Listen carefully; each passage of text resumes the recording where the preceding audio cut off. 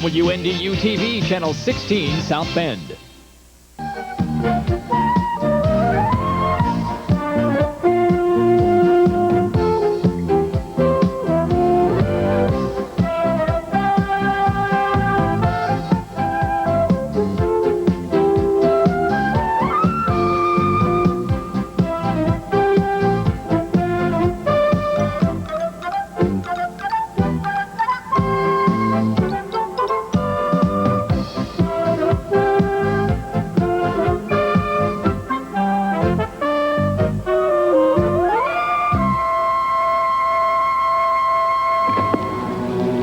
Malcolm, how long are you going to let this go on? What do you want me to do, Chris? I'm locked into this thing. He won't talk to anybody else. It's turned into a collaboration. Mariel Hemingway and Kurt Russell are threatened by a killer who keeps murdering people in The Mean Season, one of the new movies we'll be reviewing this week on At the Movies, the movie review program. I'm Gene Siskel, film critic of the Chicago Tribune. And I'm Roger Ebert, film critic of the Chicago Sun-Times. In addition to The Mean Season, we'll also be reviewing The Breakfast Club, movie about 5 totally different teenagers who get to know each other during a long day in detention. And we'll also take a look at a new process that they say will turn black and white movies into color. But first, Gene starts with Heaven Help Us. Heaven Help Us is a good idea gone bad, a tribute to the pains and pleasures, mostly the pains, of growing up in a strict Catholic boys' high school in Brooklyn in the 1960s. Now, if only this film had taken itself more seriously, it could have been a winner. It has an interesting premise. It starts out, promisingly enough, introducing us to a gentle new kid in town and the local tough guy who share some thoughts about becoming friends with each other, and then they meet an attractive neighborhood girl. You jumped me in front of everybody. You made me look pretty stupid. I got a safe face. If I don't make you my friend, that means I gotta kick your every time I see you. Now, nobody wants that to happen, right? So what do you say, huh? Let's give it a try. Come on. You know, Don, I always liked you. Hey, Dan. Hey, where's your old man? How come I haven't seen him lately? You want something? Yeah, I want you, babe. Order something or get lost, okay? All right, get me a pack of Luckies and a Coke for my new friend here. My treat. You're done. Do not waste your time with her. She's just 100% frustrated from spending all her time with her old man. I mean, she never made it with nobody. Not even me, if you can believe that. Now, rather than stick with that interesting relationship, Heaven Help Us concentrates on the mindless comedy between the tough guy and the smartest, fattest kid in school. What's the matter? Thaddeus took me off track and field. Why? He heard me call Constance when we were kneeling in his office. I don't know how he did it, but he heard me. He's omniscient. Yeah, his mother's probably one, too. Anyway, he says I'm off track and field until I go apologize to Constance. So go apologize. Oh, sure. Go tell Constance I'm sorry. Call them. He'll cream my face. But without track and field, my grades will be based on my grades. That means I'm going to be in this damn school for the rest of my damn life. So what are you gonna do? I'm going to study. Yeah, you think that's funny? Caesar, why don't you work with him? Caesar doesn't work with morons. Now, if more of the comedy worked, that would be okay, too. But I felt sort of sad watching Heaven Help Us because there are some very appealing young actors in this film, particularly Andrew McCarthy, the new kid in town there. Mary Stuart Masterson is the young woman behind the candy counter. But they aren't well served by essentially a pretty dumb comedy, and I feel bad about that because these are interesting characters, and they blew it. Well, before the scenes of the movie, you said you wished it had been more serious. Now you say you wish it had been funnier. And, you know, I agree with you because this movie doesn't know which way to turn. No. It's got some very sadistic scenes in the classroom where those Catholic brothers are really beating up on those kids in a really cruel way. This looks like it's going to be a new version of some, you know, Children Behind Bars or something. Then you have the nostalgic 1960s kind of memory sort of thing. Right. If they'd gone either way, if they could have decided which way to go, with these actors, with the locations... I'll tell you the other thing. If you're going to show that kind of serious beating of kids in school, then I think you're obliged to show some value in the Catholic school experience. Right. Because otherwise, it's a very cruel caricature, and there's no reason for these kids to be in the school. Their parents should get them out. They're just getting the hell beat out of them, and that's it. I went to Catholic school. I recognized some moments like the little clickers the nuns used to have, and when you had to stand up and kneel during processions, they'd click, you know. Scenes like that. I thought, gee, I'm going to enjoy this movie. Then it just turned into a horror show. It was too bad. Next at the movies, Kurt Russell and Mariel Hemingway in a newspaper movie about a crazy killer.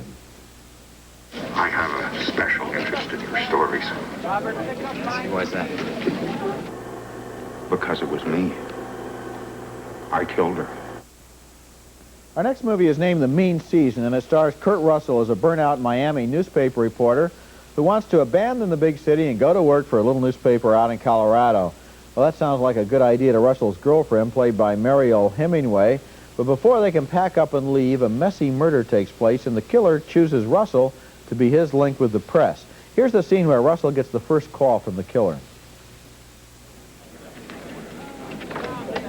Anderson. Yeah, hello. Listen, I've been reading your stories about the murder of the young girl. Well written. I mean, they seem very accurate. Well, I appreciate the call, and I am kind of busy right now. I have a special interest in your stories. Why is that? Because it was me. I killed her. Who is this? You don't really expect me to answer that now, do you? I don't know. It depends on why you call. I mean, I get 30 calls like this every day, people claiming responsibility for anything. What makes you so different? I called because I want to help you. How could you help me? Her right rear pocket. Was there something in it? Oh, I hope you're as bright as I assumed you were. Listen. Can you be at your phone at, say, 3 o'clock? Hello? Now, from that scene, you might think The Mean Season is going to be sort of a cross between Dirty Harry and All the President's Men.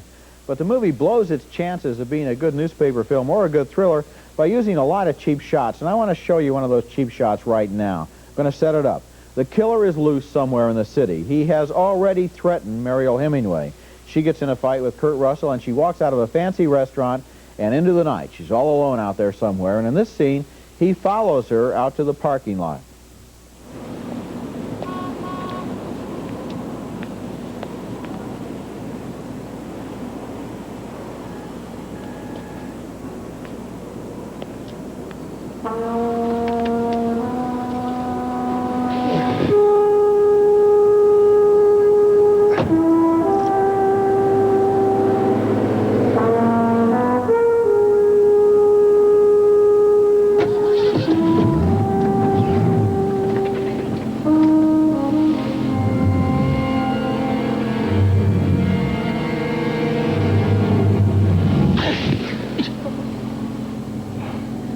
Too many creepy cab drivers.